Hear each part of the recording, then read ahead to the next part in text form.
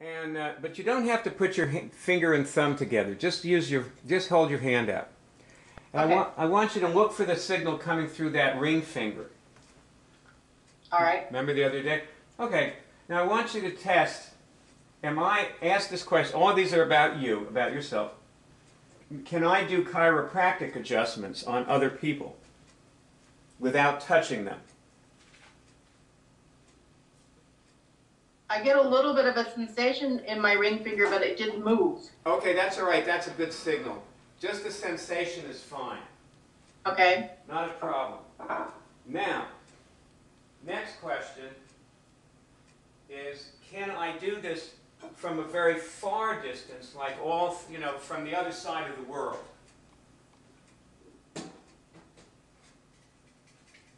Again, I get another sensation to do this. Okay, good. Frankly, I think it's best that your fingers, that the sensations remain subtle, because that's actually a better way of testing. It means that you're more confident in your testing when you allow it to. You don't need a big movement.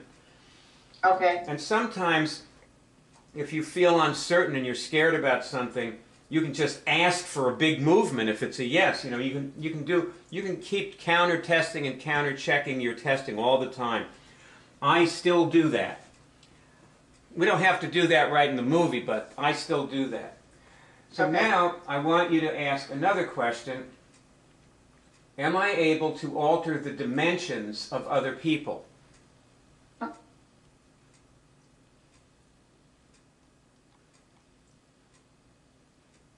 Do you know what that means? Are you there? Yes, I think we lost each other again. Can you hear me? I can, but we're breaking up. Okay. Can I alter what? Am I able to alter other people's dimension? Again, I get that sensation, yes. Okay. So, for example, am I able to make third-dimensional people rise to the sixth dimension?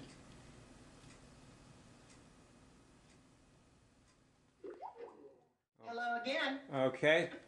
So back to, am I able to, for example, cause a third-dimensional person to rise to the sixth dimension? Yes. Okay. Now, the reason I'm having you test these things is because I want you to do them with people, and preferably with total strangers. But of course, they have to be people who you can observe or even ask a question of. All right. If that makes any sense.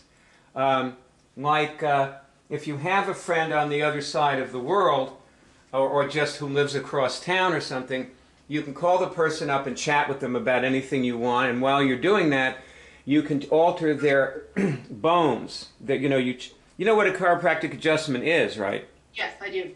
Okay, so you just go into their spine and find places where there's problems with their spine and fix them. And then in the middle of that, if you think you have a result, you ask the person if they feel different. But don't tell them what you're doing, because then they'll go all in their head about it. So don't say anything, just ask them if they feel different, and then you'll know whether you're succeeding at doing This is actually an exercise.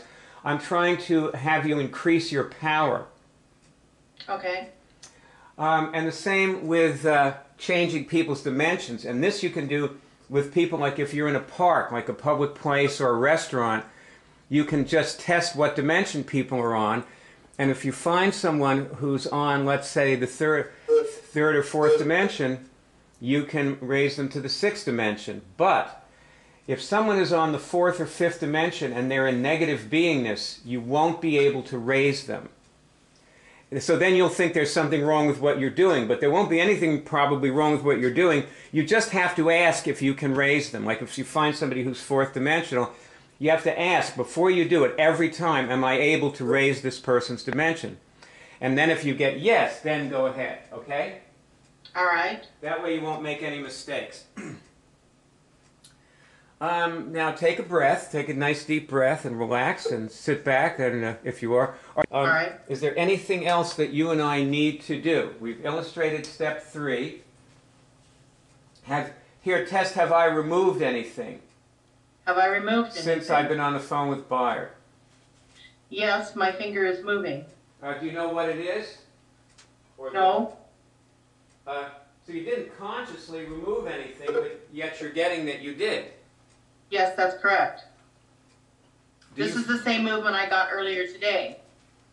I don't know what it is I removed, but when I say, or when I make the statement, I want to remove pathologies, or I want to remove trauma, my fingers are moving. Uh-huh. But I can't identify what it is I've moved other than the stress.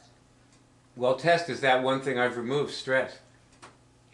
Yes, okay. My finger is moving. Okay, is there anything else? Is there anything else that I've removed? No, it's just the stress. Well, you see, now you know your testing is real, because if you get no to some things and yes to others, it obviously means you are getting a message. Okay. So this is not just you're just testing yes on everything or getting no signal on everything. When the signals vary, it means, or even if they vary in strength, it means they're real. Okay. They're not necessarily accurate, they're just real. All you want is real information. You're never going to get accurate information. There's no such thing. There's no such thing as accuracy. Reality is not knowable. That's true. Absolutely true. We can't predict what we're going to do in the next second, can we? That's right. Well, in the next second I will be gone, but I will say that tomorrow with your mom, same time, same station, okay? Okay. And I will see you then, and say hello to your mom for me and give her a hug. I will. And watch that movie with her. See you later, sweetie. Okay, bye-bye. Great being with you. It's good to see you too. Yeah, thanks. Bye.